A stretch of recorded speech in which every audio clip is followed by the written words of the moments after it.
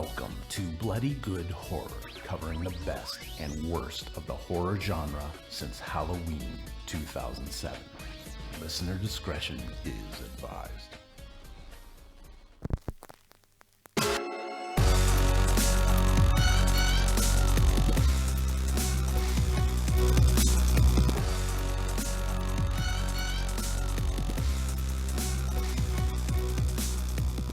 Hello everybody and welcome to another exciting episode of Bloody Good Horror. My name's Eric, I'm the editor-in-chief over at bloodygoodhorror.com. Joining me tonight to discuss a film called The Hallow. First up, he lives in Chicago. He is your Beermeister General. He likes food and the Mets. I had my first suburban kill today. It was pretty big. What is that? We had a mouse terrorizing our deck. Oh, you mean like a literal kill? Oh yeah, I murdered. Nice.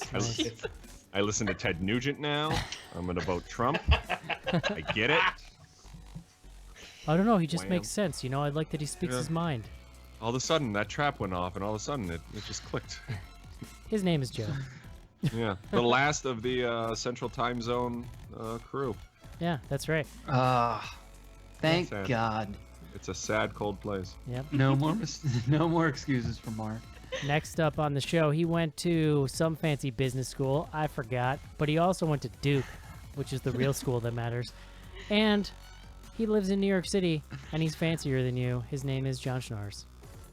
I am fancier than very few. That is actually true. I remember like hanging out with a bunch of your friends one time in Boston and being like, oh my God, everything I ever thought about Schnars is totally true.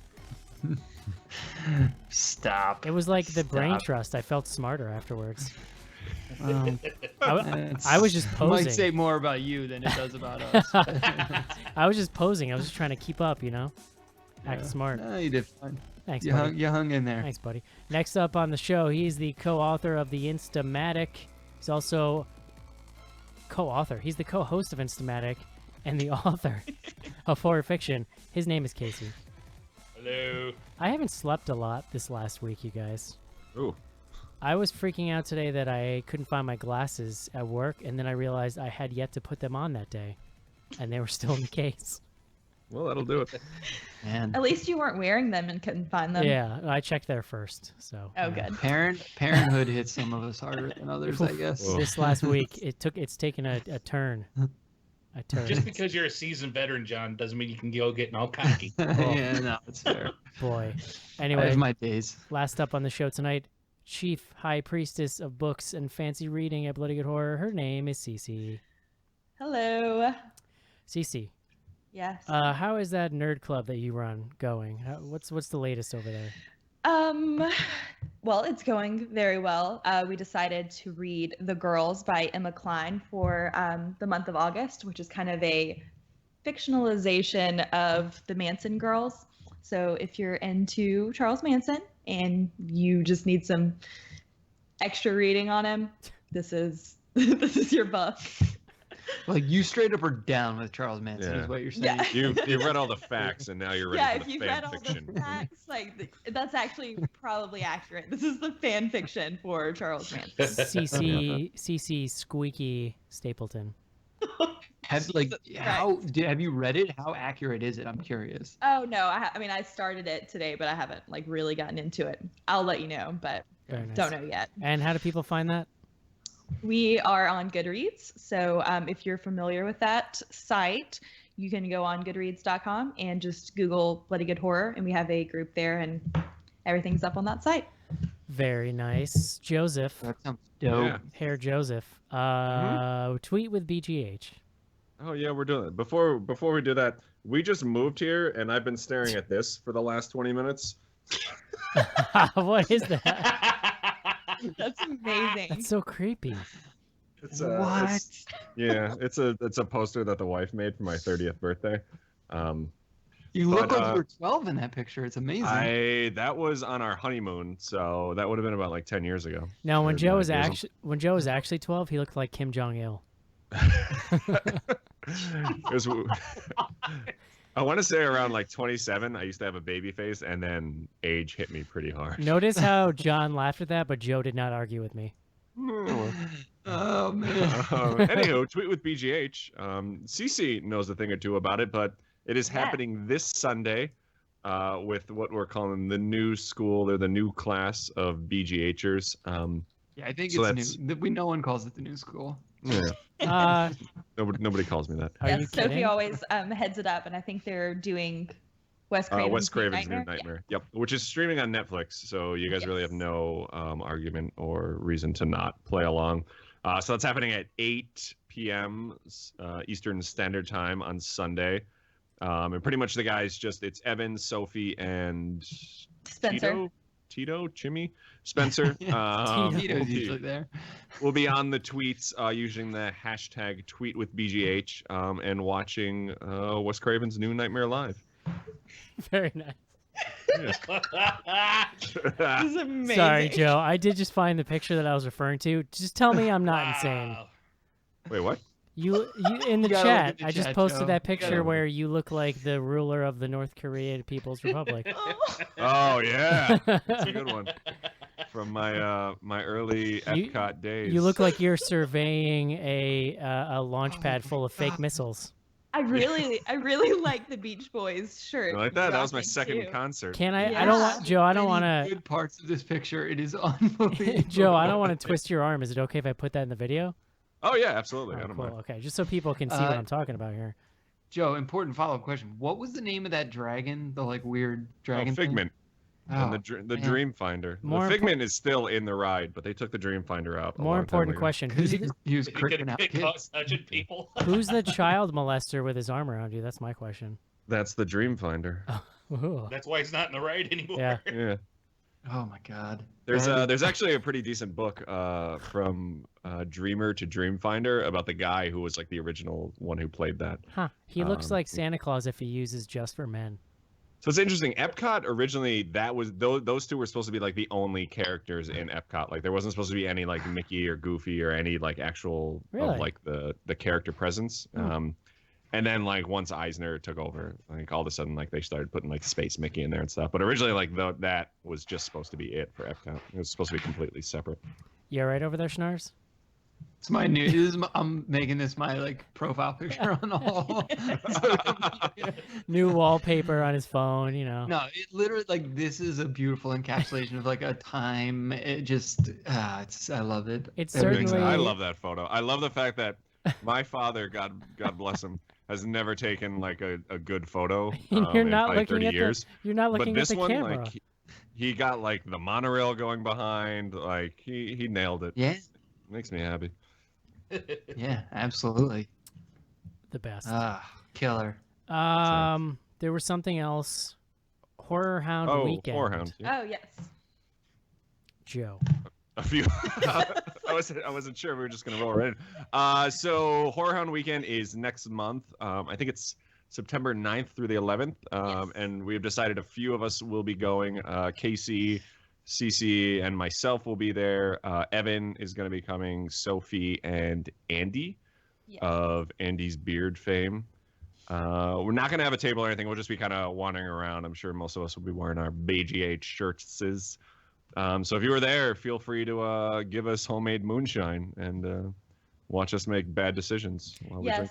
Yes. I'm I think bummed. most of us will probably be getting there Saturday rather than Friday night. You know what? Like I kind of like that better because then you just get in and you ride that wave to the peak and then you just slide out the next day. Like one day, get it done, in and out. You know what I mean? Yeah, Mark and I made the trip last year just for Saturday, and it worked out a lot better. 'Cause then, like Friday night, you usually overdo it, and You get then so drunk. Saturday, Yeah. you feel like duty. But It's you truth. know, you get a good night's sleep on Friday, and then you're That's ready what to go. happened last year. Yeah, Andy and Cece. Andy and I had too many shots of the what is it, Four Roses. There was a really good special, and Saturday was not fun. The last time that we all went, I had this very specific moment of like I flew into Chicago, and then me, Mark, Joe, and Andy Oh, yeah. drove to Indianapolis, and like the whole thing was just like exhausting. Travel Mm-hmm. is tiring. So we get there Friday afternoon and we're like on the floor before it opens and we're setting up the booth, and I was just really cranky. And Mark is the only person on earth that I would like allow to say this to me without me getting pissed off. He just looked at me and he went, "Go take a nap." And I was like, I skipped over being mad. And I just went, "You know what, dude? You're totally right." And I went back to the room, slept for like 3 hours, and then I was good. Yeah. Naps are good. Ordered a Caesar salad. It's delicious. That's a really good pre-nap food. Post nap. Oh, okay. Yeah. Well, then that makes That's sense. my pick-me-up after the nap.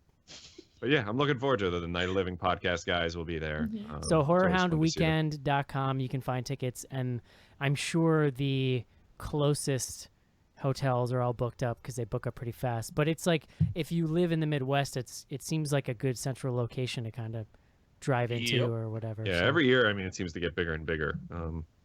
I think That's last year, like, Indianapolis's motto. We're in the middle of nowhere. Yeah. we've got gas here. Well, I'm bummed. I was like set to go last year and had tickets, and then had some stuff kind of go down that I couldn't go, and obviously I made a baby, so I can't go this year. Yeah. Just do me a favor. Made a baby. Do me a favor. Don't do what you did last year and get drunk and then start texting me at like 1 a.m. Oh, that was all. Why? It was That was all mostly Mark. it was mostly Evan. I feel like last time. Oh, I really? You think- just gotta put well- your phone on silent, bro. Yeah. A bunch This of year people will like be I didn't have different, any like of you- your. I didn't have all the like new classers numbers Yeah. in my phone You either. kept- So I'm like, who are these drunk people texting me? All you kept responding to me is, "I don't know who this is." Even after I told you, I was like, I'm So- I'm unfamiliar. So if you come up and introduce yourselves to us, we will give you Eric's phone number. "Yes." Very good. Very good. Anything else going on? What's the best horror movie of all time this week, Schnars? The Hallow? No. No, False. it's not. No. What a weird question. Where is this? Were you on the show Uh, last week? We were talking about that Blair Witch trailer. Oh, yeah. Greatest movie Yeah. of all time. I think it's You still mean the Blair Brandon Witch Smith's trailer. favorite movie ever? Yes. German I think Blair it's Witch. still Blair Witch trailer. Actually, that's It's the in best the horror. corner. It's just the trailer, right? Yeah. Yeah, I'm yeah. going to Blair Witch you. Get in the corners. I mean, do we want to touch on Stranger Things and it being Sure. Yeah, we talked about it, Amazing. but it's definitely Let's- continued to blow up. I've been really encouraged by the amount of normies that have asked me about it. Yeah, Yeah. no, totally. I've like kind of pushed my wife into watching it, but I still think it's too scary for her. Jesus, And John. My, She- my I mean, wife, It's got its creepy sections. my wife watched one episode and then it's- was just like, yeah. "This isn't for me." So I've learned not to push it. So I'm just kind of watching it by myself now. oh, I mean, I'm only 5 episodes in, so I still have 3 to go. I'm Yeah, Yeah, still- that's only- about. I think that's where I am. We're only 2 in. The wife is liking it too, though. Like, she enjoys. I do too. Like the sort of nostalgia. Like there's a lot of nods in there. Mm-hmm. Like even like the Yeah. music and stuff is There's Thanks to my literally wife, no we watched part it all in that one I- day, so. Yeah, I almost like have to like calm myself down when I start thinking about it. It's like at that level for me. Totally. What's that poking at the bottom of your screen there, John? What? That was a boner joke. Yeah, I follow. I picked up on that eventually. Took me. Hey Joe, Boners. Joe. Yes, sir. Speaking of boners, what are we reviewing tonight? What are we drinking tonight while we review the Hallow? We are reviewing the Hallow, I which just, is drinking leads to boners, right? Sometimes. I'm gonna send you this pic here. Or- Never mind. What? Or not, depending on how much you I drink. was like, Right. Well, no, it's I just a don't know. curve. It just goes up and then down, like you at a certain Well, point. I believe the term is whiskey dick. Yeah. But the Hallow follows an English, or no, they're Irish. They're from Liverpool. They're from jolly old England town. I don't know. They're in the Irish countryside. The United Uh, Kingdom. Yeah, whatever. I guess he's like a tree doctor of some sort, and he's sent by a logging company to sort of look at the region and decide like what needs to come down, what can stay, blah blah blah.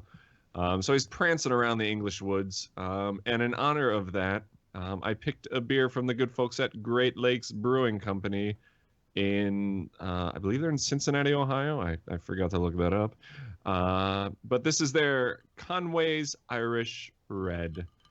Oh, fiddly diddly dee. Ooh. So they're Irish ale, as you might expect, is a red ale. So you kind of get the traditional flavors with this, like a lot of like roasted barley, very like sort of like a sweet caramel, toasted, biscuity sort of flavor. Very good, very good. Like as summer is kind of winding down, as we get into fall, like these beers are very delicious in that sort of season. Very good, like Halloween beer, I would say. It's a seasonal, so it comes out, like once a year, but it's pretty, available. Great Lakes distributes far and wide. GreatLakesBrewing.com is their website. This one comes in at about 6.5% alcohol, so not like super high, but you can, knock back a few of these and still drive, your kids to the soccer game or something, as you do. I don't know if we need any more bad parenting tips because this movie was like the bad parenting movie. Well, I feel like the father. I'm gonna go to bat for this dad, so you No. guys just hold on. Yeah, toss a couple of these back while you're butchering a rotting, infected deer carcass with your son on your back. Jesus. Have a few, then go run around the forest with your son strapped to your back, and start looking for dead animals. So yeah, Great Lakes Brewing. Everything they put out is usually pretty good. Yeah, that's all I got. I feel like I'm rambling here. I got nothing. Joe, No, it was great. everything you say is gold. I appreciate that. All right. All right, guys, let's take a quick break so that we can review The Hallow. Just try to stay out of my way. Just try. I'll get you, my pretty, and your little dog, too. Hi, this is Jeffrey Combs, and you're listening to Bloody Good Horror.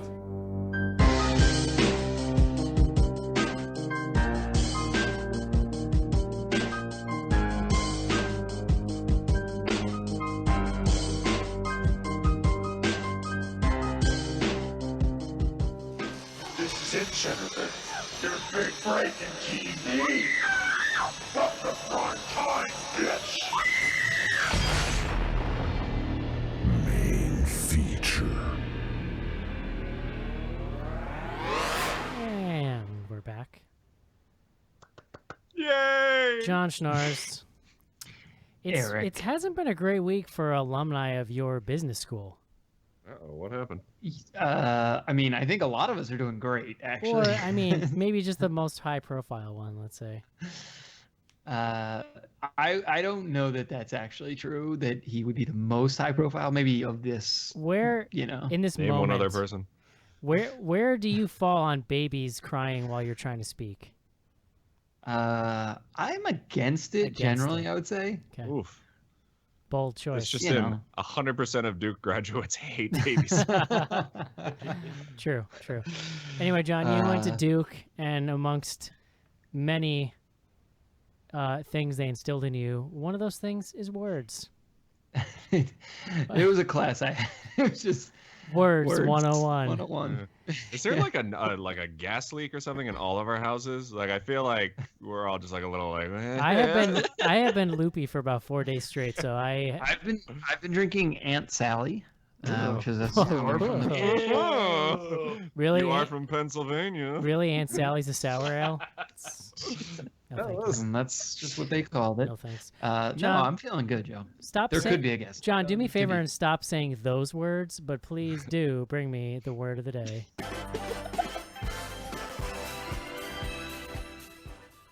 What do you got? Eric, today's word is fairy ring.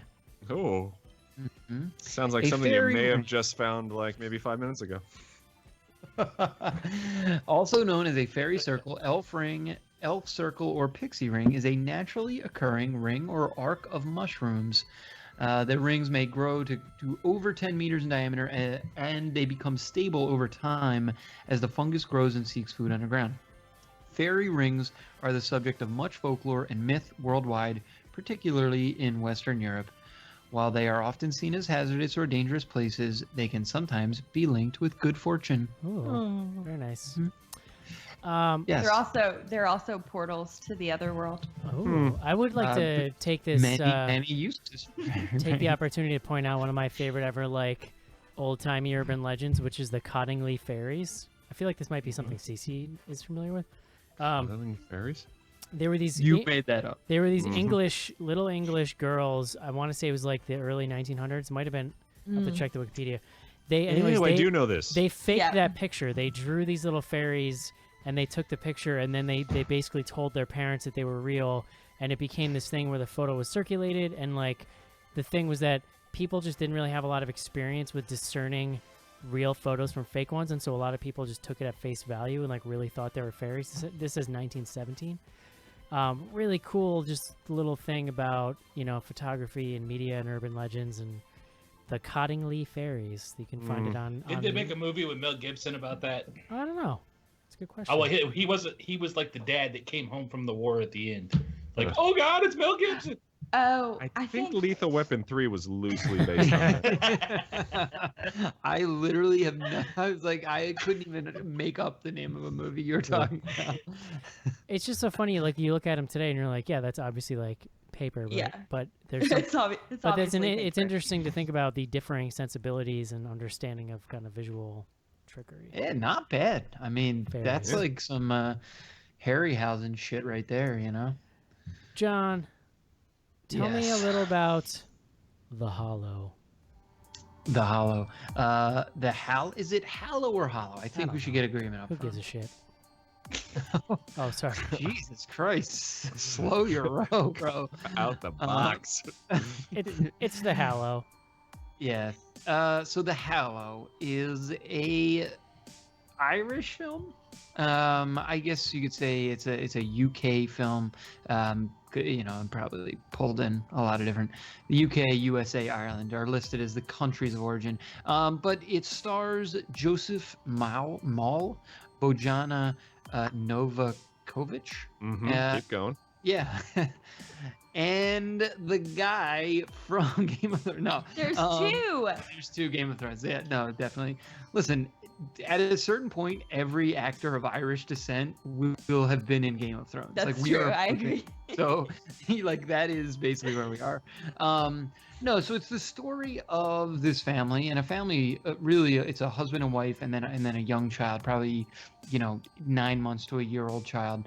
And the husband works for the government or some kind of company that's involved in sort of forest management and tree cutting down, essentially. Tree duggery, yes. I believe that is the name of the industry. And so it opens with him out in the forest, and he's essentially like marking trees and parts of the forest to be cut down. And this is an old Irish forest, like old growth forest in sort of a more remote part of Ireland. They are new to the area. They've moved there for him to kind of like take on this surveying job and eventually sort of oversee some of this reduction in forest or deforestation, if you will. What are you saying? He's a professional tree spray painter, basically. Yes. He just makes X's on them. That's what he does. Listen, he had a knife. He looked at some of the lichen or something. I mean, he knew what he was doing a little bit. He's Benjamin Stark, goddammit. I know. It's fair point. Respect the House of Stark, please. So it opens with him, and what we quickly learn is that sort of the people in the town are very protective of the forest. They're also super superstitious about the forest, and they start talking about specifically their neighbor Colm, played by Michael McElhatton, more famously known as oh god damn it, what's his name now? The Flayed Man. Hello. Roose Bolton. Roose Bolton. Roose Bolton. Yes. Formerly known as. So he kind of shows up and starts warning them, like, stay out of the forest. Basically the Hallow is there, and it will protect itself. And really kind of warns the whole family off doing anything. We also see the mom in the opening sequences removing metal bars from these windows. They're living in this old house kind of out in the middle of the woods. It's definitely one of those things where like, what the hell are these metal bars doing there? But you don't necessarily think like it's a big deal that she's removing them. It quickly is revealed to be a big deal. They start to encounter like just other like weird shit. I mean, they do find the husband finds a wolf that is essentially decomposing, and he scrapes some fungus out of it, or sort of like organic matter, looks at it under a microscope, realizes it's got this mind control fungus sort of growing in it, and so there's this whole element of you know, fungi that can infect you and impact your behavior and your actions. The movie like really quickly ramps up from there, where they start experiencing sort of like shit happening in and around the house. Essentially the forest seems to be kind of like fighting back against them, and probably the end of the first act is when you first see some of the creatures that are kind of coming after them.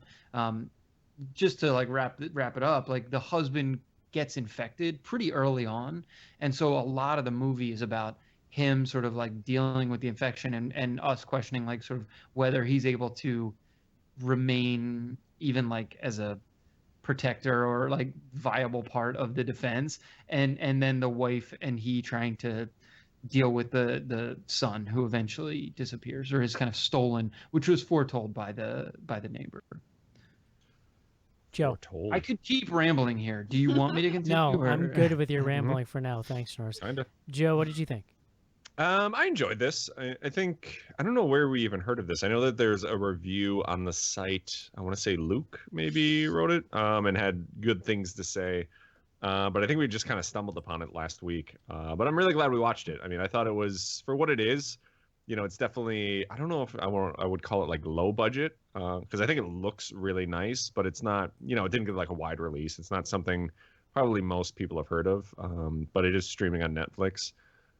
So I think for that, it's like a really good sort of Saturday afternoon Netflix movie or something you might stumble upon. I thought the creatures looked really cool. You know, they were kind of like a one-trick pony where they all looked, you know, fairly similar. So there wasn't like a lot of variety there.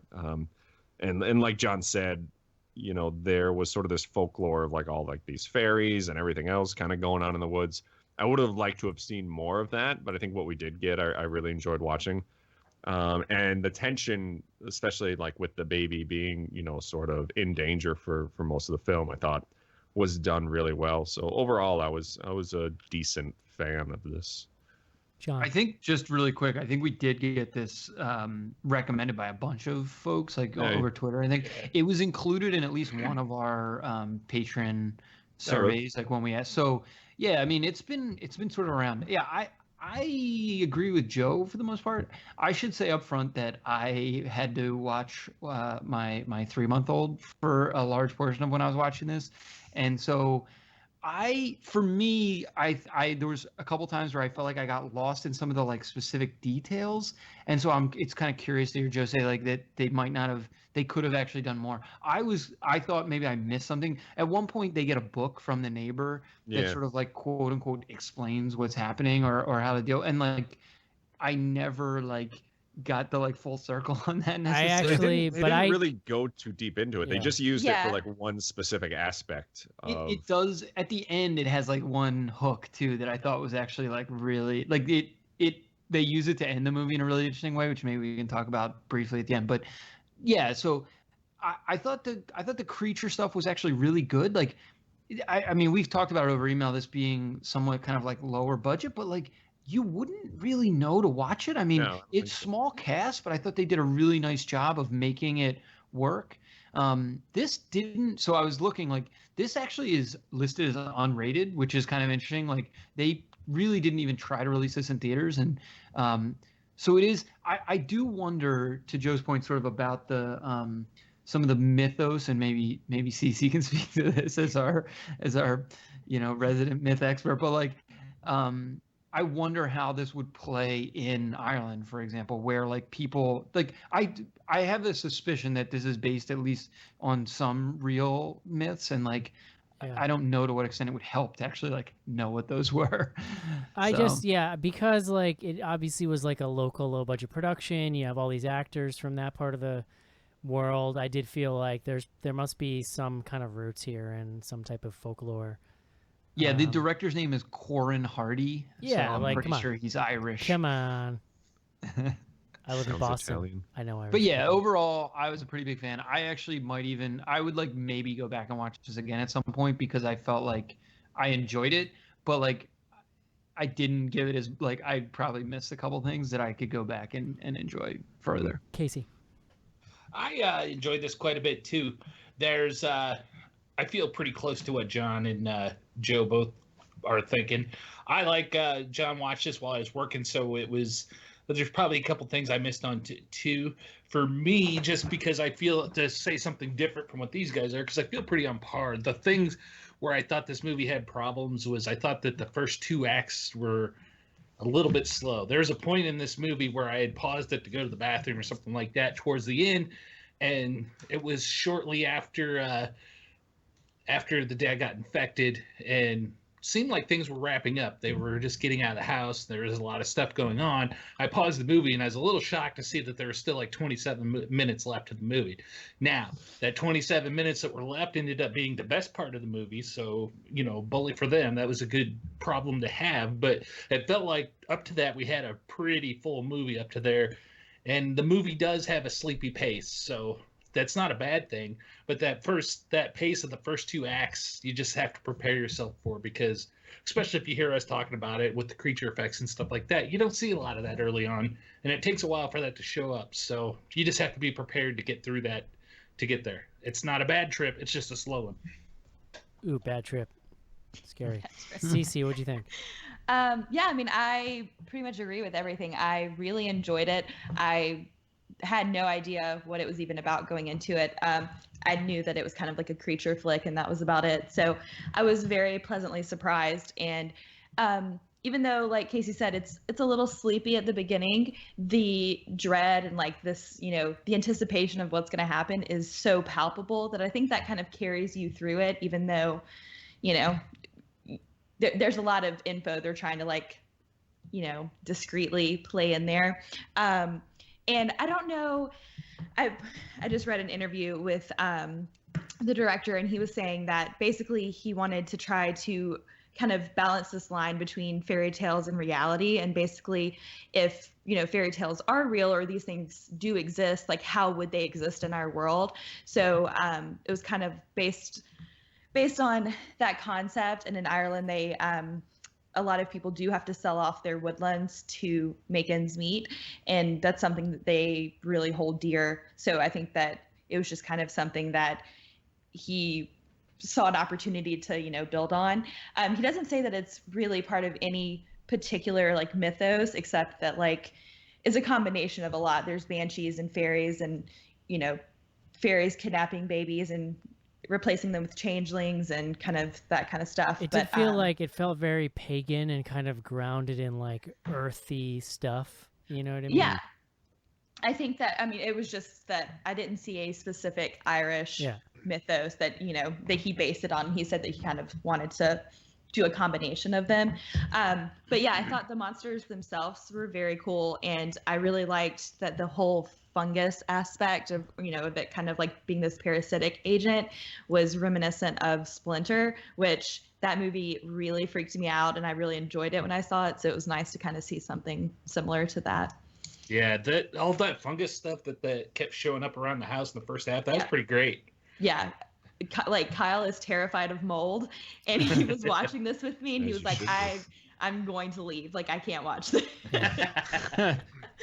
That's how you stay alive, and man. I think I talked about it in the email, but I really liked that though we don't get a whole lot of background on the monsters or, these creatures, because this grimoire, which they basically Bruce Bolton throws at the wife at the beginning of the book or at the beginning of the movie, doesn't really explain a lot. It kind of mentions a changeling. There's a picture of a baby and it just says changeling. So you're to expect that they're after the baby, but they don't really tell a whole lot about it. So I liked that as we're introduced to the monsters, we see that they're part of anything that's wood. There's a moment when they crawl through the beams in the house. And I thought that was a really cool scene that we've not been exposed to before. Yeah, I was totally in on the creatures. I thought the design was pretty cool, and they did do the rules about them were reasonably established, such that you felt like they followed a logic, but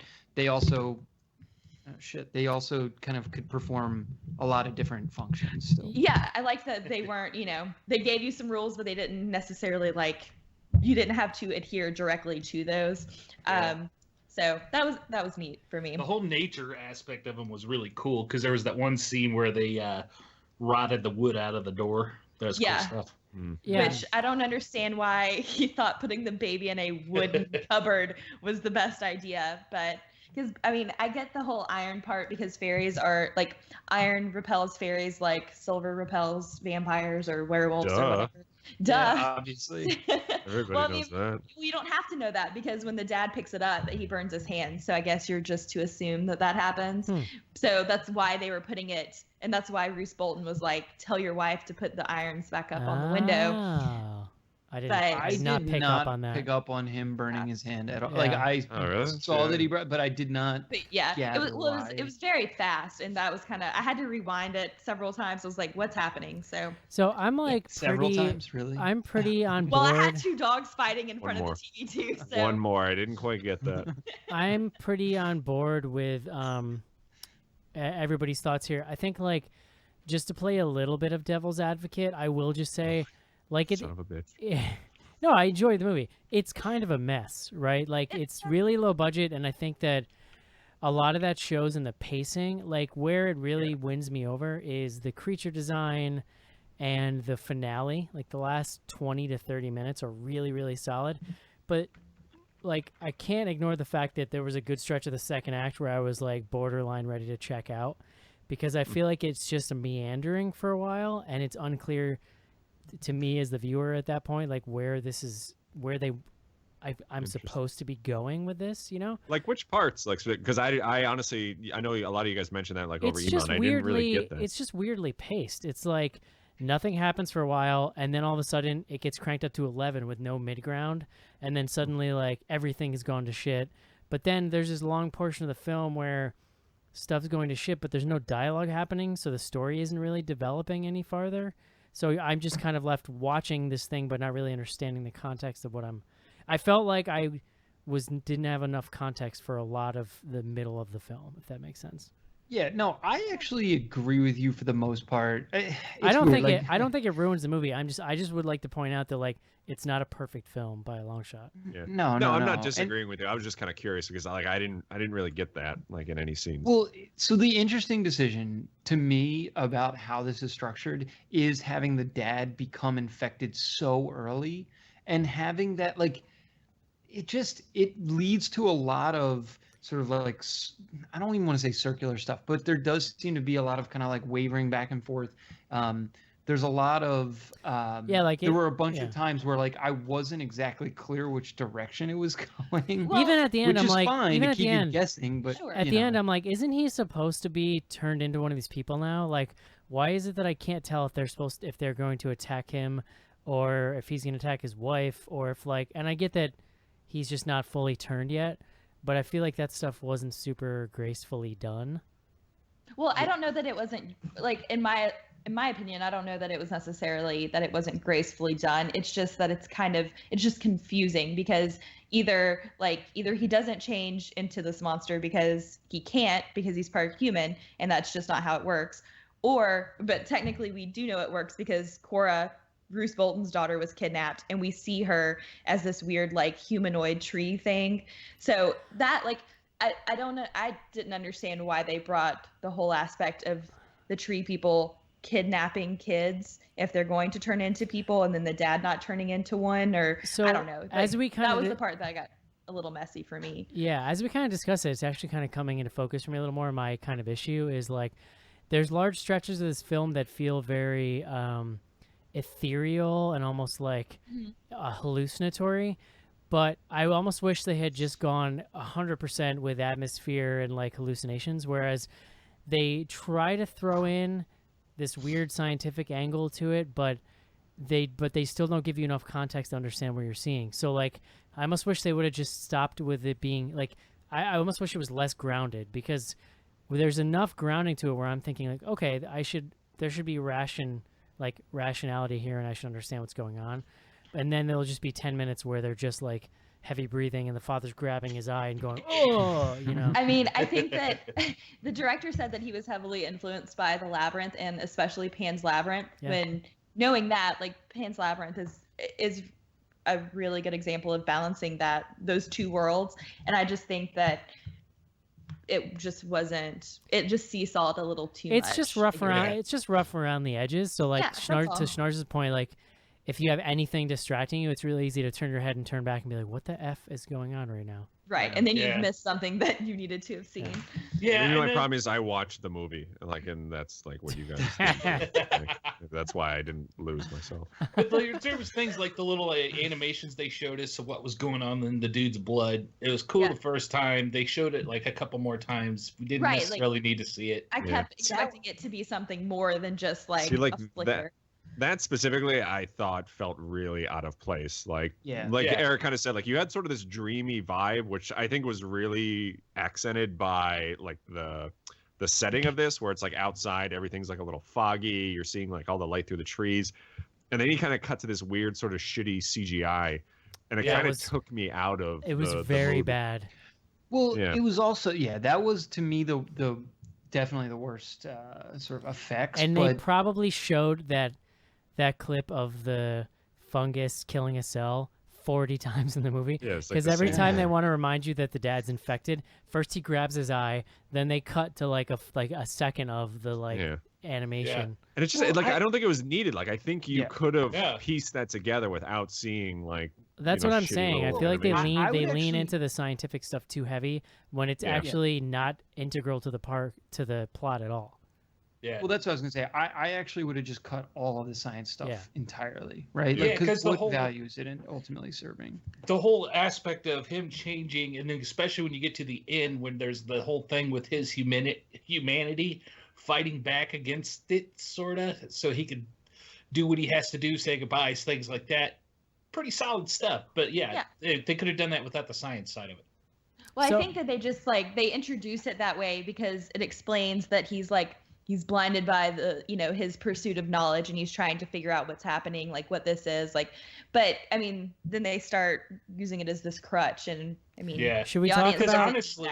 Should we talk about how bad that scene when he first got infected, and they showed the thing in his eye, but then it was after he went into the bathroom, or whatever, was looking, and you saw the dark cloud move over his eye as it turned all cloudy. That was badass. Right.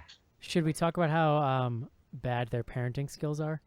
Oh dear God! Let's get into this. No, so first thing in the movie, the father has the kid on his back, in like a backpack, and he's marking his trees. He's walking through the forest, which that's fine.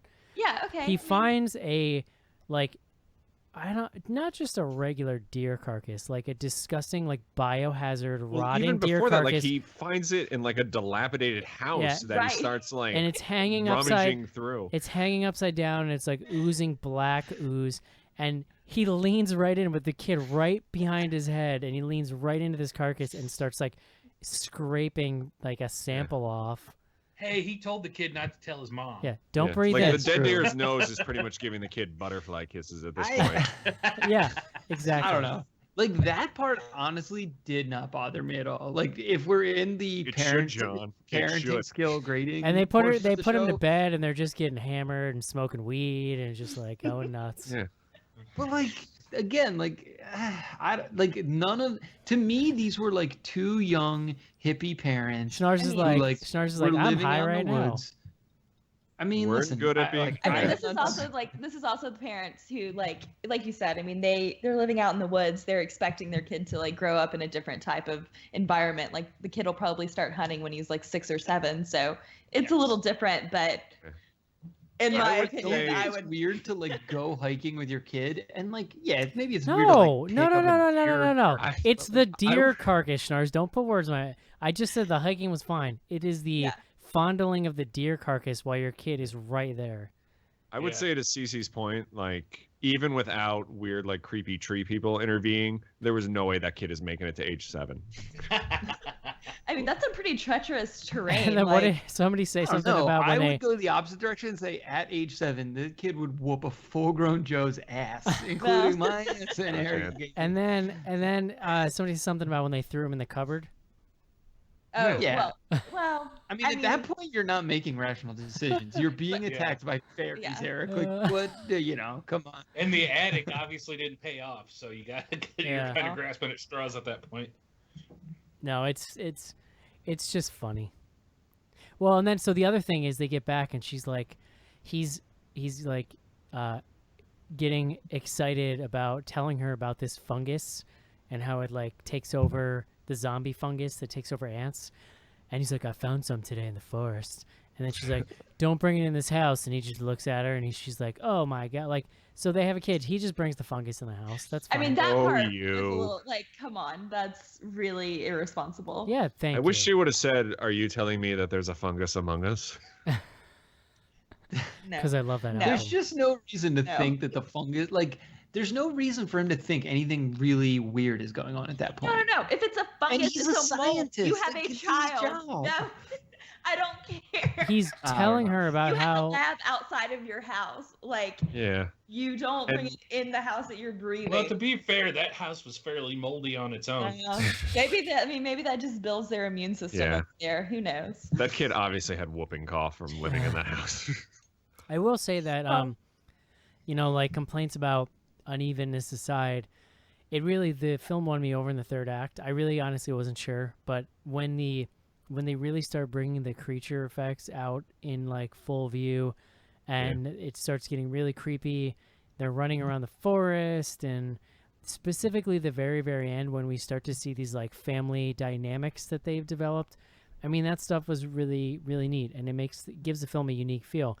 If anything, makes you think, like, I wish this stuff would have come out earlier and played more of a part in the rest of the film. But, you know, I mean, it is low budget. I just assume that's a budget issue. Yeah. I will say, like, I really enjoyed, and I'm not sure there was actually a reason for this, but when he takes the sickle, is that what you call it? Yeah. And just, like, douses it in Scythe. gasoline and is then, like, running around the woods with, like, a giant blade on fire. Would you call it, like, a scythe, Schnars? I always forget if it's I thought a scythe Sickle's was like the handheld one. Yeah, right? that's right. Yeah. I've never done an honest day's work in my life. Truth. I did love that one though. That's on the cover. That's like the cover picture. Joe, I mowed my parents' lawn all the time. Oh my God! I will With the tell sickle? Yeah. We've been in this house for 2 months, and the thing I look forward to most every week is mowing the lawn. Like, it just makes me happy. Yeah, I've been there. Sure. I've been there. It'll go away. Yeah, probably. You come to my house, I'm down to paying teenagers down the street. Oh. Now that I've committed murder on a mice family, I'm all about that too. I don't have time to mow the lawn. I'm too busy murdering woodland creatures. It's filling up Do we the want to afternoon. talk? Do we want to talk the very last shot, which was actually for me like kind of brought? I don't know. Well, I I really would liked first like to talk about how useless Bruce Bolton's character is. Like, really amazing actor. Well, But the only I mean, purpose he serves is to just show up and look menacing and hand them the book from the Evil Dead and be like, read this. Yeah. he's like an archetypal harbinger. Like, he's literally there to say, leave this place. Well, Stop which is doing what funny you're because doing, he's like, and that's it. oh, they took my car and they took my daughter or something. And I'm like, bro, you know you can move, right? Well, that's the part I didn't understand. It's like, why bring up the fact that his daughter was taken, and then for him to for them to continuously bring her up if you're only gonna, like, I don't know, use her like for Be fodder pissy at the about it. end. Yeah. Get a boat. Just start sailing or something. Yeah, like- leave. Literally go anywhere else. Or, like, wouldn't that make you want to help somebody else whose child is in danger? But maybe Yeah. not. I don't know. I wish that the steel thing had been better explained because I totally didn't catch that. Because I It's did I- wonder, like, what are the Well, bars going to do? Like, they can That goes clearly back just get to- around them. That goes back to, like, when you're talking about with like, if this had a lot of English or Irish folklore, things like that. I'm not as well versed as Cece is, but the iron thing is actually, a lot of this movie is very well versed in, like, more of the fairy type mythos. There's a lot of stuff that seems like it's fairly accurate, not very accurate. Or the iron being one of them. Well, even like the guy fixing the window was like, well, I'll fix this, but if you don't put the iron back on the windows, like, it's not going to make any difference. Right. Yeah. Like, again, I think if you guys had just watched the movie, you might have picked up on it. No, but I just thought he meant just the bars. Because they're bars. You know? That's what I thought too. Don't worry. Yeah, Joe. Jesus. Well, Joe. I mean, all I'm saying is if I'm the one who picked up on things and you guys didn't, like, something. Just because you weren't watching your child while you were watching the movie. No, I was having her go out back and set the rat traps. She's 5 now. I was gonna say it's like coming of age time. She can kill her own rats. That's right. John, you want to talk about this final thing here? Yeah, I mean, so the film, then spoiler alert, obviously, the film ends on a shot of the book that the Bruce Bolton character has given them, and essentially at the very end is a picture of, because we've been seeing sort of images of the kid and as CC kind of described, being taken, and like some of the creatures whatever involved with the family. The last shot is essentially baby, mother, and then like devil, I guess, or demon, or I think it's like something. Transformed. Like it's pretty much like the father completely transformed. Oh, I just assumed it was Jesus Christ, John. I just assumed it was like a demon at that point. Did you guys watch through the credits? I was going to say, Yes. but was that really the end? Because through the credit scenes were really good too. Yeah. Because they did not watch that. Yeah, good job, John. So pretty much they pan around to like pretty much they're taking down the trees at this point. Like it's the company has moved in, and they pan and move to pretty much a truck being filled with all these logs that have come down, and you start hearing the like whatever you want to call them, demon fairies, like making noises, and then they kind of focus in on a couple logs that have sort of that black in there.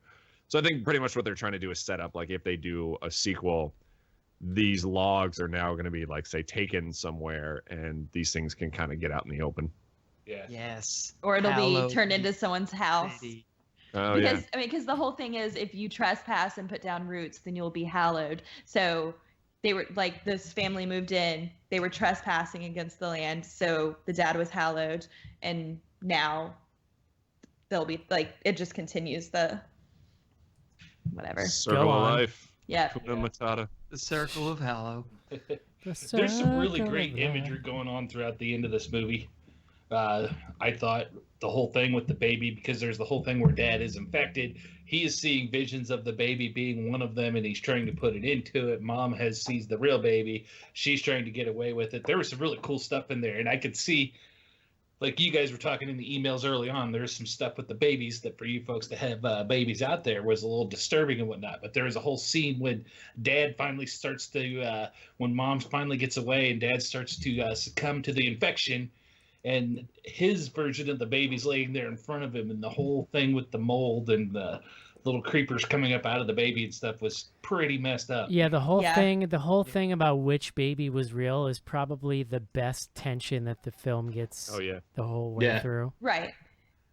Yeah, it was a really intense scene, and I think that the shots, the flashing shots back and forth between the dad and like this changeling baby laying there waiting for the sunlight to hit it was super intense. Yeah. Although I don't want to see a photoshopped or special effect baby ever again, because It's real creepy. It's like, well, it's really unsettling. And they do it on purpose. It's like an uncanny valley thing, and you're like, that doesn't look right. Right. Yeah. It looks like all of the people in that Scarlett Johansson movie where she's a sex alien. ScarJo. It all goes back to ScarJo. Yeah. Oh, what is that movie We called? reviewed it. Under the Skin. Yes. Under the Skin, yes. All the people just look like a this little movie- off. This movie did make me want to go to sort of like Northern Ireland, though, or wherever this takes place, because it was pretty nice looking. Beautiful You wanna country up there. Friends around the forest with your newborn, looking Yeah. at dead deers. I mean, I might do that. I don't know. Anything Most of else? you guys I are dare you to urban. judge me, Joe. Anything Most else? of you guys are more urban dwellers than I am, even though I'm not in the sticks, despite what Eric says about the silos in Indiana. Did that make anybody else nervous watching how far out of town he had to drive to get home? Yes, because not where I grew up is still 15-20 minutes away from any store, but there's at least houses between us and the stores. But my family house in Tennessee, literally there is nothing but like open farmland for 15 to 20 miles, and it is terrifying to drive that at night. Yeah, I bet.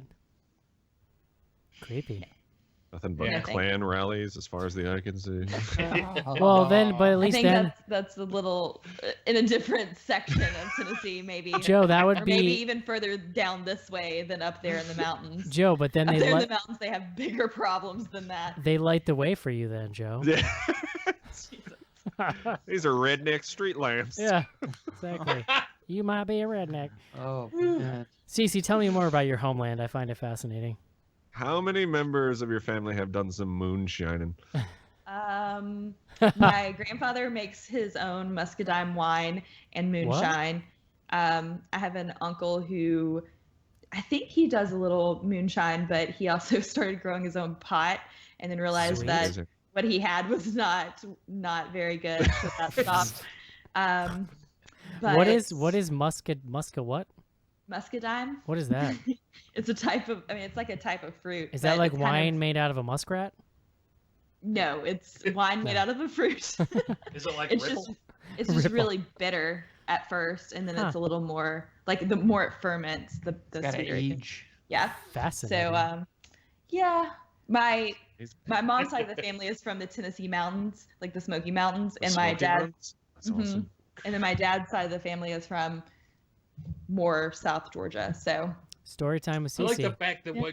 what made him stop growing his own weed wasn't the fact that, oh, I could go to jail for a long time. It was, this is shitty. Yeah. This isn't Wow. very good. Hey y'all. when I say they this is live bad. like in the foothills, I mean to get to that uncle's house, it's a like winding mountain road for like 15 to 20 minutes, Question. and then you Can I you don't know come? yet. Can I come visit and meet all of your family?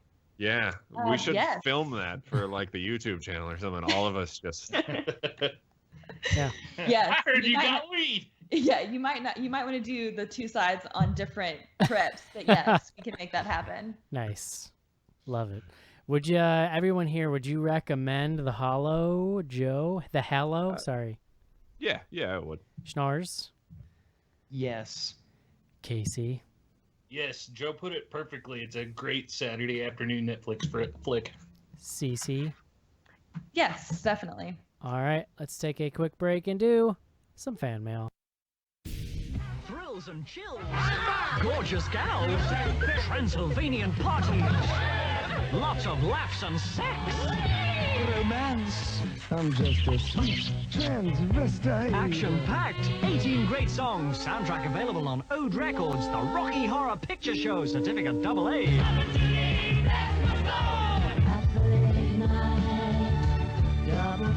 Now exclusively at the Rialto Coventry Streets. Hi, this is Gunnar Hansen, Leatherface from the Texas Chainsaw Massacre, and you're listening to Bloody Good Horror.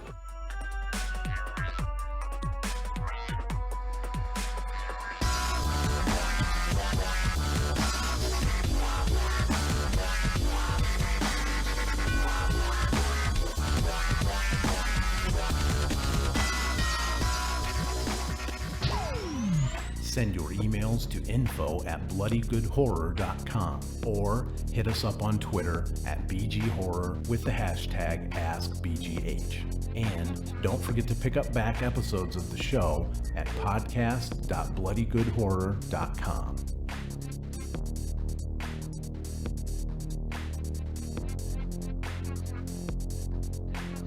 And we are back. We didn't even mention that last week, amazing superfan BC made the sickest ever animated GIFs of Joe's dancing. It was very impressive. Like made I two, right? mentioned on the show, hey BC, can you make GIFs? And then before it was over, we had two of them on Twitter, and he catches this moment of Joe where it's really great because you can tell Joe's off somewhere else, and then he hears it, and then he's like a second on the pickup, and then he's just like his eyes get excited, and he starts like doing this at the camera. It's really incredible. If I meant to get a version that I can put in the video this week, but I'll have to go back and look. Sometimes I just want to dance. It's really great. It's really something else. First up, Lee. I've been a fan of the show for a couple years now, and I've listened to most of the episodes. Just wanted to drop a message thanking you for the Ghostbusters episode. You guys did such a great job reviewing the film, but also discussing the more controversial and important aspects of it. Thank you. While watching Holtzman lick her gun and proceed to kick Ghost ass, I legitimately teared up, imagining myself as a little girl watching this. It was an amazing experience. I was sitting next to a little boy and his dad, and that kid was having so much fun. It's so important for little boys to also see strong, positive representations of women as well. I'm so happy to be a fan of the show. Thanks for being inclusive and awesome. I know this is 2 weeks late, so no need to read this on the email. I just did. Wanted to share my sincere thanks. That's from Lee. Thank you, Lee. Glad you appreciated it. It was a fun episode to do. Chris says, "Hey guys, haven't written in a long time, and I'm listening to you guys for about 5 to 6 years." Oh. All right, here we go. This is an email that praises either Schnars or Joe. Ooh. Which one do we think it is? Wait, are you saying that because you're asking because you don't know, or you want us to guess? No, I want you guys to guess. I'm gonna say Joe. Yeah, I mean, based on experience, obviously. You son of a bitch. Let's find out, shall we? Let's, please. I love this game. I apologize if this is a little pandering for some of your tastes, but I just wanted to say that, John, you're the best. Oh. When you Thank you. When you listen to a podcast for a long time, specifically ones where they do reviews, you tend to start picking out members that you align with. You know, the people who you find yourself agreeing with most of the time. Gotta say, Schnars, you've been killing it pretty much since day one. In almost 100% of your opinions, I'm right behind you. And more than anyone else, if you're not psyched about a film, I'll usually avoid it. Also, Schnars typically asks the questions I do when watching films such as these. Anyway, keep up the good work, guys. And just saying, John, you got some love coming from at least this listener, LOL. All right. Yo. That's Chris. I hope Muchos gracias. Do we need to like print it and frame it for you? So those like low days you can remember this. I'm gonna have Eric do that for me. Every once in a while, you can just look and say there's one listener who likes you. Hey, all it takes is one. All it takes is one. Joe, that's right. All it takes is one. That's why I'm here. So I keep doing this. That's info@bloodygoodhorror.com. That's how you get a hold of us. We're also on Twitter @BGHorror. Wow. With the hashtag AskBGH. Also, BGH Classics, if you're listening to back shows and you find something fun you would like to share with us. John, what do we got going on Twitter? Eric, several questions here. Some good ones, some thought-provoking ones. I wish I had given you guys a heads up, but let's see how you do on the spot. So Hopsan, that's @xHopsan, asks, what are some of your fave feminist horror movies and why? I actually consider I Spit on Your Grave a rather powerful one. Thoughts? I do not consider that a feminist horror film. I think that it's a thing people tell themselves to make themselves feel better about liking it. But I am going to disagree with you, but continue. I don't know, man. I mean, I don't even want to get into that can of worms. I'm always really fascinated by Slumber Party Massacre. Just because it was written and directed by a feminist author, and I think that gives it a fascinating tone. You know, I think that one's really interesting. And you know what? Like, on a more modern level, to me, like, I might point to a film like The Descent, where it's just an all-female cast with really interesting characters, and the fact that they're female is like not important to the story. The Texas Chainsaw Massacre 2, is that on there? Because I would go with it. Yeah, that is a fair one to argue for sure. I feel like Stretch. I mean, I know a lot of people didn't like it, but I think I would say Jennifer's Body, or especially American Mary. I really enjoyed American Mary. Yeah, I like. I agree. So just to jump back to I Spit on Your Grave. I mean, I've seen it. I saw it one time, a fairly long time ago. But I mean, I think it's fair. There is a fair argument to be made that almost any rape revenge film can be interpreted through a feminist lens. It's just, I mean, to Eric's point, like it depends like how you want to. It's just really it's very stereotypical to make that the situation in which, you know, I mean, like that's a very basic and raw situation. To me, yeah, and I think the specifics do matter, and I don't remember enough, I should say, about like maybe this maybe this makes me a square, but like the leering on the actual rape part, I mean, that's literally 90% of the movie. Yeah, Makes me really. That's what I mean. Like it's 90%. That seems it's high. the whole It's like movie. 17 It's minutes the or something. I entire remember. It's movie. really long. It's Yeah. really It's uncomfortable. the only thing. It's the so- only thing that happens in the entire movie, except for the last like 15 minutes of revenge. And then they sell it with a cover where, like, you know, Yeah, where like- granted, I realize how the girl's clothes got that way, but they show her with their clothes all rip up, her butt hanging Right. out. The situation in which she like empowers herself shouldn't always have to be based on just her sexuality or the fact that like that's come into. Yeah, you know, I they mean- just issue. shifted the focus to her I sexuality. mean, to me, still. it gets Right. to me it gets to the heart of like a larger discussion that honestly I'm not really smart enough to solve. But like, to me, I think that horror fans in general have never really gone back and done a lot of introspection on that 70s like really grindhouse exploitation stuff. Like, is it interesting? Yeah. Is there a lot of interesting filmmaking? But like, I also think a lot of it for me is like really hard to watch and makes me uncomfortable in ways that I don't know. I think that the motives for that stuff were not always pure, but in retrospect, people like to assign these like really highfalutin art house values to those films, when in a lot of cases they were just like scuzzy films being made because they were Well, exploitative. all right. So I mean, you guys are. I don't even disagree. So like, what I would say is that like, and this is like to. I think a direct response to Cece, but Eric, you're making all the things you're saying are I agree with. You can do a feminist reading of those films and deconstruct them in that way, and I think a lot of people have. I think a lot of that exists. It mainly exists in like cinema studies magazines. Like, I mean, we've talked about it in the past, but like if you go read Men, Women, Chainsaws is like kind of a seminal book around gender studies and horror. Ms. 45 is like a pretty big part of that book, and that's another sort of seminal rape revenge. It's one I actually haven't seen. My guess is it probably is less leering than it would be hard for it to be more leering than I Spit on Your Grave, I guess, based on your guys' description. Again, I don't remember the film well enough. I don't think that it shouldn't be considered that. I just think that like, I mean, with anything, I think there's varying levels. Like you said, I think that in retrospect you can go back and put that label on there, which is a different mode rather than saying this was made a particular way to be, you know, more female empowering, or like to go back, Hard Candy is a more modern movie that was made using this. I don't know if y'all have seen that. It's with Ellen Page. It's a sweet movie, yeah. Yeah, it's really good, but it was specifically made to put her in that situation. Sure. Whereas, you know, I think. No, I mean, I love the said. idea of going back retroactively and looking at these films in a feminist light. But I don't. But then you also have to be able to say that they are admit feminist films is a different thing. Yes, exactly, because that I ascribes intent to the filmmaker, and that's a different thing. Yeah. Good point. That's fair. And also, it's really easy for a filmmaker at that time to be like, "Hey, it's a feminist film. She kills everybody at the end." You know what I mean? Like, but also you just filmed like the scuzziest thing ever.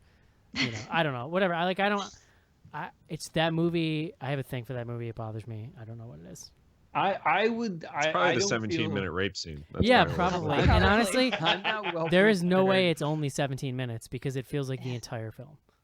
Yeah, I mean, it's like that movie Irreversible. That rape scene is probably 10 minutes long, but it feels like an hour and 20 minutes. Like, it is the longest, most uncomfortable thing I've sat through, and I'm like, any of that kind of. Now I just wonder if I was like drinking when I was watching the movie or something. Like I might have blacked out for a little while. I don't know.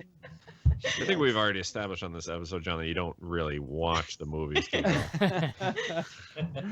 I was not watching that one with a small child. I can at least confirm. All right, let's move along here. The next one's from Christian Estabrook. That's at Poor Frisco. He asks, "What does Joe think of the Tower of Terror becoming a Guardians of the Galaxy ride?" So they announced this like a week ago, or maybe about a week and a half. Joe, what are your Disney podcasts saying about this incident? I actually haven't listened to any in a couple weeks, but so they're only doing it in Disneyland, the one in California, and I'm sure everybody already knows this, but the Tower of Terror in Disneyland is a lot shorter and not nearly as large as the one in Disney World. It's not that great of a ride there. A lot of like the effects aren't in the one that they have there in Disney World. So I don't think it's that big of a loss. I think the bummer for me is they're starting to weave in a lot of like this Marvel stuff into the Disney parks. And like I'm just not a fan. Like I don't really care about any of these movies. So it's not really something I care about seeing. Mr. Wolverine's Wild Ride. You're I mean, I'm sure. Like, I like the Guardian of the Galaxy. I think the ride will be really cool, but they're also putting in like, from what I understand, like a small land of like Marvel heroes, and it's just not something I really give a shit about. But yeah, they're not iconic in the same way. It's not. No. I totally agree with you. It like feels like what should be at Universal Studios and is at Universal Studios. At least it was like there was it still is. So it's the whole logistics of it are really weird. Like Universal still has the rights to the stuff that they have in their parks, but like Disney now owns Marvel. I mean, it's the same thing. They're putting in a Avatar land down in Animal Kingdom in Disney World, and like I'm sure it'll be like amazing and really cool, the stuff that they're putting in there. But no like actual animals in that part, I'm guessing. Well, fun fact, John, if you look at the signs for Animal Kingdom, there's actually a dragon in the like the logo, and originally there was supposed to be like a whole like dragon land that they just never built from like day one. I've never been to Animal Kingdom, so just that out front. But yeah, I mean, I think it'll be cool. I don't really care that they're taking it out of Disneyland, but I'm just not like super excited about it. I was like, I remember being bummed when, and this is telling you when the last time I paid attention to Disney was, but I remember being bummed when they were taking down the Jaws ride to put in Harry Potter. And then I realized like the Jaws ride actually sucks. The best part is taking your picture with the shark that I'm pretty sure they left. That's also and not that's Universal. It's all the same. It's all the same. It's the same thing. Did you go to Florida and go to a theme park? It's Disney/Universal. That's it. All right, let's move on. Joe's right now penning a furious email into his favorite Disney show about something Zarub said to him. I mean, when you were saying that, I was like, I was getting upset. So I can only imagine how Joe feels. All right, so the next one comes from Aaron. That's at NerdyJock86. He says, any chance for a spin-off podcast where Schnars explains what grinds his gears? Could be huge. Yeah. Any one of us that show could work. Yeah. I was gonna say there's definitely a chance. We could just bring Shenanigans back, which was, if you go listen to some BGH classics, that we had a lot of good times with Shenanigans for a little while there. So yeah, but what we found was that it started the show off too negatively, and then we were just pissed off. Exactly. Yeah. It introduced some negative energy. The next one comes from at franchise MPLS Benjamin Rajamaki. I'm pretty sure that's how you pronounce it, but cannot be verified. I'm headed to the Windy City this weekend. Any must-go bar restaurant recommendations near Wrigley? Oh, geez. Hello, Toby. What's his face's Bar and Grill? Toby Keith. Yeah, that closed like a year ago. Oh man, so that's a bummer. You can go. I thought it opened like a year ago. Did it close? Did it open and then immediately close? No, it was open when we moved here, so that was 4 years ago. But it just closed maybe like half a year ago. It closed. I mean, the idea of something like that in a major city that has real food is hilarious. It's like, go down south somewhere. It's not even in Chicago. It's like right next to O'Hare, so it's like out by the airport, where normally there's just like strip clubs and things like that. Well, it should have been perfect. Synergy. It's a lovely part of the town. Yeah. I do not know Wrigleyville that well. There's a few places that we've been there, and I'm drawing a blank on all of them right now. But I will absolutely just go with Monks. Just tell them. Yeah, Monks. that's nowhere near where they're going. But I will tweet you back. I promise. All right. Sorry. What's your favorite restaurant in Chicago in general, Joe? I love this place. It's in the Loop. It's called Miller's. John and I actually had stopped for a beer before we went to Mark's. The place is just magical. Did you meet my bartender, Kevin? Oh, yeah. So, Kevin. Joe was talking up this like bartender who was like his boy, and I'm like, are you guys married? Right. He walked in, and the guy was like, Joe, great to see you. How is Leslie? Joe, do you just memorize Norm like entrance lines from Cheers? Like he just like this place is the best. Like, it's so old school Chicago. Like, the food is decent. Like, it's like a high end diner food or like Irish pub food. But like sitting at the bar and talking to the bartenders, like probably the youngest one has worked there for like 30 years. Like, they've just been there forever. They know everyone. Like, it's an awesome place. Joe just strolls in. He's like, "It's a doggy dog world out there, and I'm wearing milk bone underwear." Like, to the point I get like bummed if I go there and Kevin isn't working. I would even throw a recommend to what's it called, that athletic club bar that we were at. That, oh yeah, because that's like kind of a touristy area. Like, you might be there like seeing whatever, the park or something. So it's worth popping by. But. Joe, do you think of yourself more of a Norm or a Cliff Clavin type figure? I would honestly. That's tough. Or you're kind of both. A little combo. Yeah. Maybe that's the beauty of those characters, that there's a little bit of both of them in all of us. It depends on his mood when he walks in. Yeah, it's tough. I enjoy fun facts in a Cliff Clavin sort of way, but I also like being drunk. It's true. That is true. All right, so coming at you there with some Wrigleyville recommendations, soon. Alyssa, that's Lycanthropology. At Lycanthropology, asks, what do you hope will be the next trend / wave in horror in the coming years? Oof. I feel like we've got something similar. We just answered this question like 2 weeks ago. And we've gotten in a couple different ways. Like, what is like the next upcoming versus like, this is like, what would you like to see more of? Ghostbusters films, but like just like replacing the cast every time. Like, nice. Just go wild. Anything that will upset, men's rights activists. The next Ghostbusters, I want to see like an all black Ghostbusters, and in the very like 3/4 way into the movie, they add like one white guy. Yeah, that's what I want to see. So you're saying you want to see Tyler Perry, like a reverse Ernie Hudson Ghostbusters? I think that should be next. I would watch it. I'd actually go see Medea as a Ghostbuster. I think that'd be pretty awesome. Shit, we do have Medea's Boo or whatever the fuck it's called. Like, I know. Yeah, coming up. So, all right. Does anyone else have thoughts they want to throw in here? No. I gotta start reading these before we answer them. Like, yeah, it's a tough one.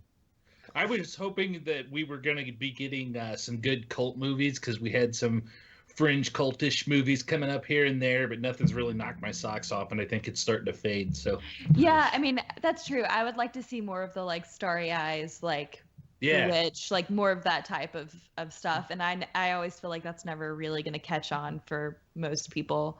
Guys, we've got Neon Demon teed up. I think it's hitting DVD in September / okay, good, because I haven't seen it yet, so I want to see it. Next one comes from the Chupacabro 7. Thoughts on the announcement of the Mist TV series? How many bad CGI vagina tentacles do you think they'll have per episode? I hope they have nothing but vagina tentacles per every episode. That the main characters are vagina. Yeah, like it's like a funny, like wacky sitcom, that's Dinosaurs, where it's just tiny vagina. Yeah, that's the joke. Like, it takes place in the mist. Like, it's not in the it's not in like any of the houses or anything. It's like the elf cartoon. Wait, I zoned out. Are they actually making a Mist TV series? Yeah, they are. I didn't know about that either. That could be sweet. Yeah, I forget what channel it's going to be on. It's funny. I was actually like thinking about the Mist, because something I had this thought the other day, like, what of all the movies we've done on the show, like, what are my favorites? I almost think we should do. I mean, I guess we could save it for 10 years, but I'd love to do the best movie we've ever reviewed debate. But the one I always come back to, and I don't know that it's like it's probably not my like all-time favorite, but The Mist, I always come back to that movie. Like it's one I save for like Halloween every year. And it's funny because I feel like I might have complained about it. Things to say at the time too. No, that is like such a great film. I think you were the originator of the bad CGI. Yeah, honestly, I feel like my only real complaint about it was the CGI. I liked the ending, which not a lot of people. It would be cool to revisit something like that for like the 10 years, but especially with that film, to do the black and white version instead. Yeah, because I've not had a good excuse to watch that yet. But just have a show and be like, here is our like for every 10 years, here was our top 10 movie. Pick one. I mean, listen, we could do it. Copyright, coming up. Bloody Good Horror. Next question comes from Benjamin at franchise MPLS. I saw on IMDb they are remaking Inside. Thoughts? It's weird. I mean, they remade Martyrs, which is even weirder. So Yeah. Which I have mixed feelings about the Martyrs remake, but like, was it? So I didn't see the Martyrs remake. So I don't think it's out. It's not out No, yet, it's is it? we have a review on the site. I'm pretty Okay. sure it got released. I just don't know how they could capture what made Inside crazy the first time you saw it. You know, like, and listen, like maybe I'm being well, we also saw it pessimistic. we saw it at a festival. Yeah. No, and frankly, like, maybe I'm overly pessimistic, but like you look at Let the Right One In and then Let Me In. Is that what the remake was called? Yes.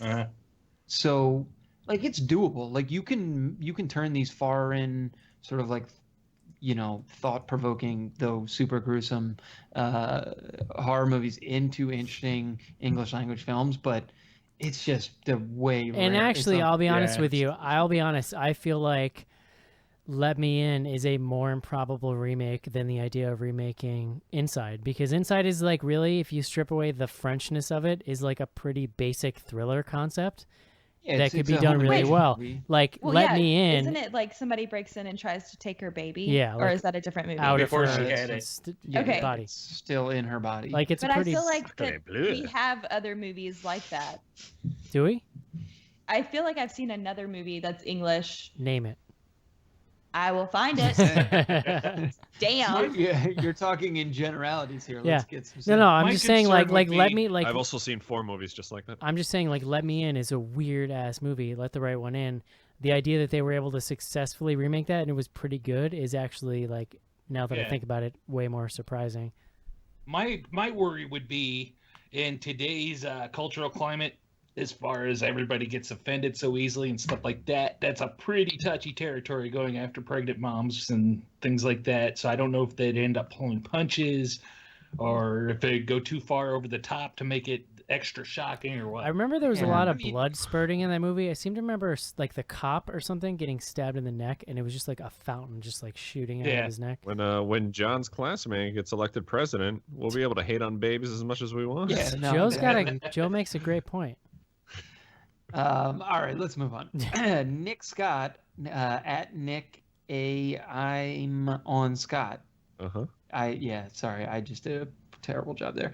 Thoughts on the creature design in this film? I thought they looked similar to the creatures in The Descent. Do you agree? A little bit, yeah. Yeah, I could see that.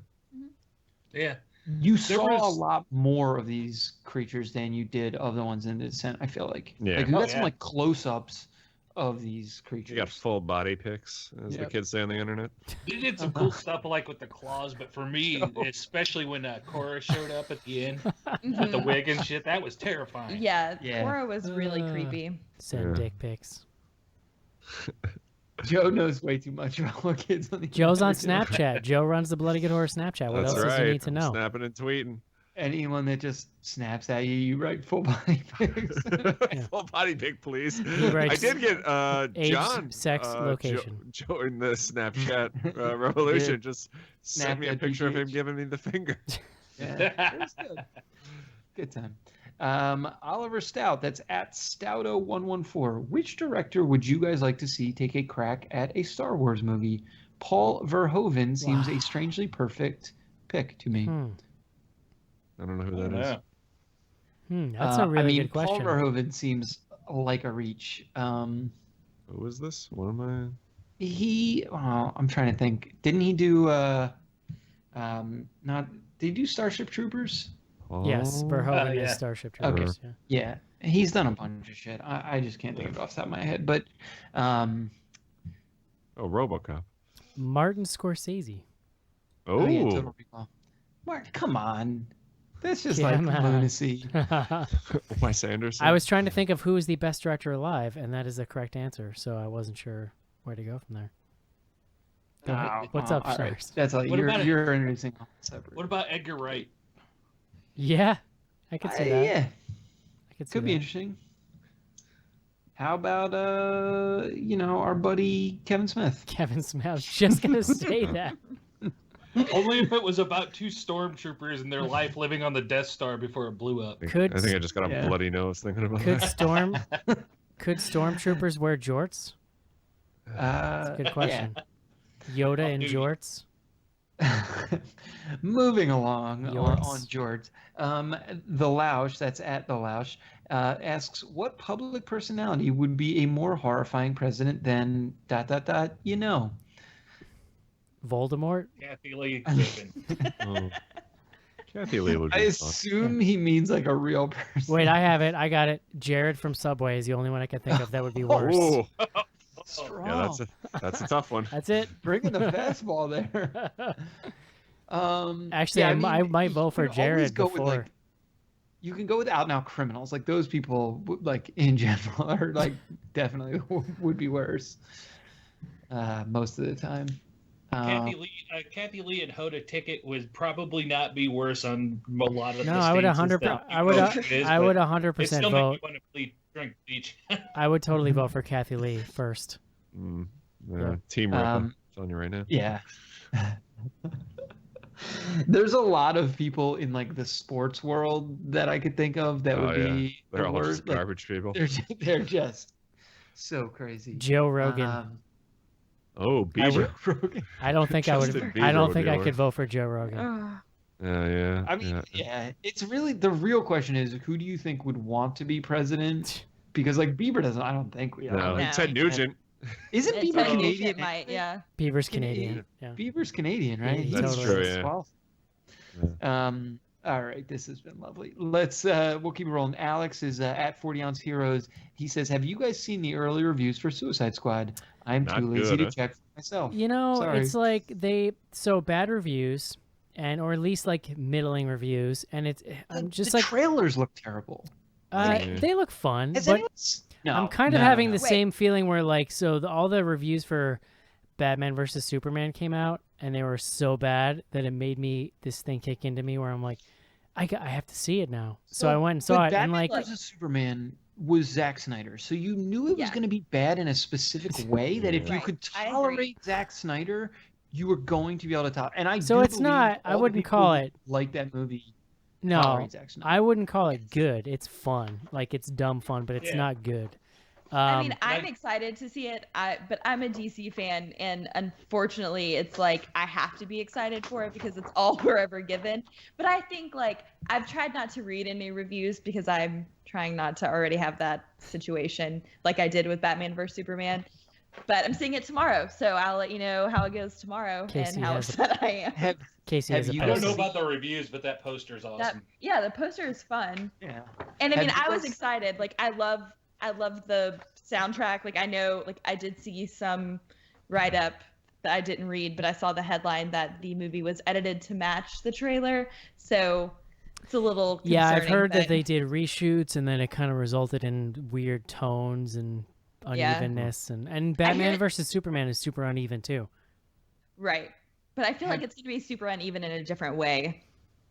Have you guys seen all the stuff about Will Smith and Jared Leto? Because that to me is the best. In the least, I will say it's pretty inspired casting all around. I really like the casting. Well, I couldn't tell if that stuff was like a joke. No, I think it's totally. No. Real. The story today was a joke. The one about I hate him. No, I really hate him. Yeah, that was a joke. I don't know, man. Playing it Jared Leto actually did a lot of that shit on set, but that article was like the New York Post or Times or something. I don't know. Yeah. Well, the one I saw was it was like an interview and a live interview, and he was like, I threw a party afterward and I didn't invite him because that dude would do some creepy shit like steal photos from. See, I read that one too, and I couldn't tell if it was a joke or not. I read that. Think he's being serious, but I mean, I hate Jared Leto just as much as the next guy, and I'm totally on board with Will Smith if he does too. Yeah. I don't know. I probably will not be watching it. God awful man that he is. Fucking asshole. Our dear friend Brian Lasseter actually threw us a couple, so I'm going to run through these really quick because they're not real questions for the most part. They're mostly just comments. But he says, WTF is wrong with starting hunting when you were 6 or 7. Isn't that when everyone starts?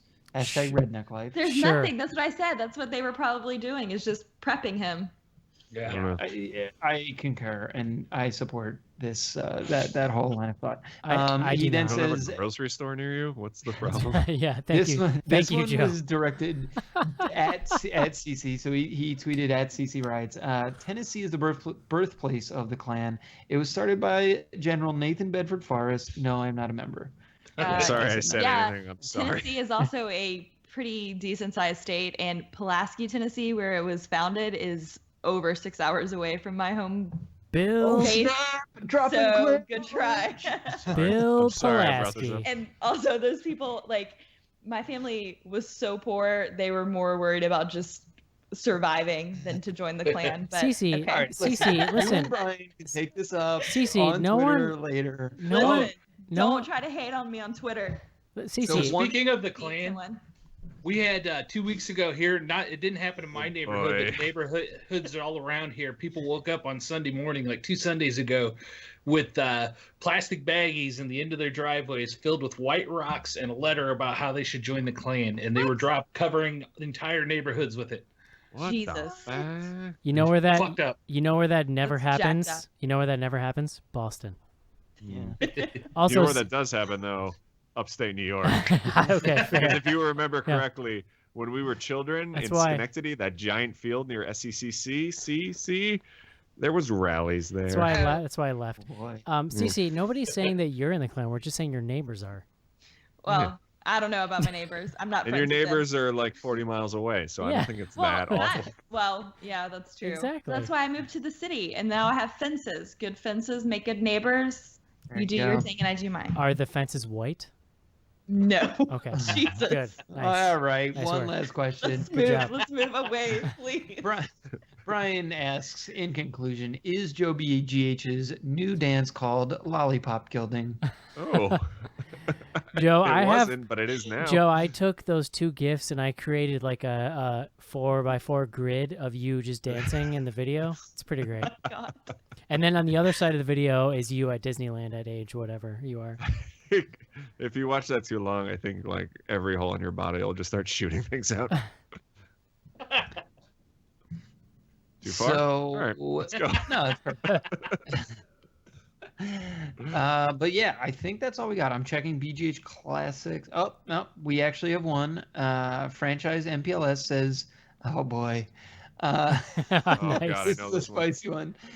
It's the quote is, "It's hard to say no to hate fucking," and that's from at Eric BGH from the Antichrist episode. Wow. Okay, first of all, correct. Second of all, It's true I would today like as it to was be back then. I would like to be reflected for the record that in that film it is mutual. They are mutually hating each other and doing stuff. So it's Listen, not we actually, that was a really good episode. I think we got into that Yeah, it was movie in a better. pretty interesting way. So you pull it out of I stand context. by whatever was said. You pull it out of context. Doesn't sound great. I understand. Listen, you're talking about Antichrist. There's no Yeah. way if you take anything out of context in Yeah. that movie, you're coming off sounding Yeah. like a Well, whack job. then blood shoots out of his wiener, and you're like, oh. Yeah. As it does. If you're doing it right, that's the outcome. Man. No, it's All right. not. No, it's not. So yeah. Yeah. Thanks. Info That's all we at got. bloodygoodhorror.com is the email address. We're also on Twitter at BGHorror with the hashtag AskBGH. Cece, very quick, if people want to get involved with the book club, where do they do so? We are at goodreads.com and just Google Bloody Good Horror and you'll find our group there. Very nice. Joe, tweet with BGH coming up. Yep, this Sunday, 8 p.m. Eastern Standard Time, the gang is watching Wes Craven's New Nightmare. Use the hashtag tweet with BGH. Very nice. We John? have a new Something Red dropping Ooh. today. In the free feed? Probably before you hear this. In the free feed? Yeah. Yeah, it's John, gonna go in the main feed, so I'm gonna drop that in there. John, basically. give me a quick elevator pitch on Patreon here, Schnars. Yeah, Patreon is a way to support Bloody Good Horror. For as little as $1 a month, you get access to the spin-off shows. That's Instamatic, Something Red, and Sophistical Cinema. And yeah, at different levels of support, you can get access to different things. I mean, the big kind of one that we hang out there is the entire Classic Archive, 380 plus episodes of BGH goodness. That's available for $6 a month. So yeah, it's a great way to support the show. You know, if you like the show, we do this for free. We do it because we love doing it, but it helps.